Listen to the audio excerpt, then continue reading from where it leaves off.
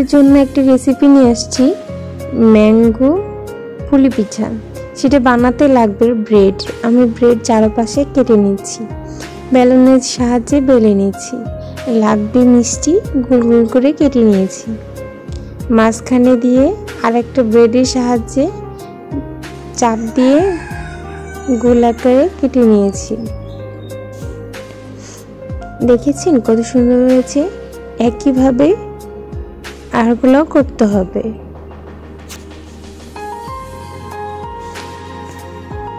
লাগবে আমগুলো কিউব করে কেটে নিয়েছি, ব্লেন্ডার জারে দিয়ে দিচ্ছি।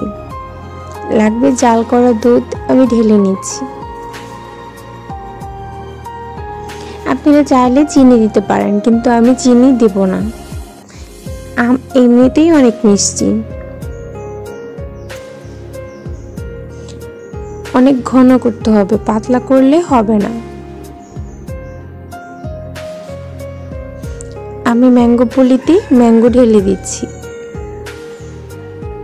দেখেছেন কত লোভনীয় হয়েছে? আপনার বাসায় চাইলে ঝটপট তৈরি করতে পারেন। রান্নার ঝামেলা ছাড়া সময়ও লাগবে না।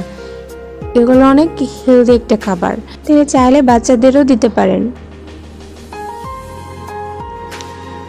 অনেক মজাদার একটি রেসিপি, আপনার বাসায় অবশ্যই ট্রাই করে দেখবেন। আমি কেটে দেখাচ্ছি।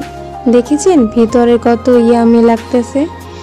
ভিতরেও যেরকম, উপরেও দেখতেও তেমন, খেতেও অনেক মজা। ঝটপট আপনারা বাসায় বানিয়ে ফেলেন ম্যাঙ্গো পুলি পিঠা।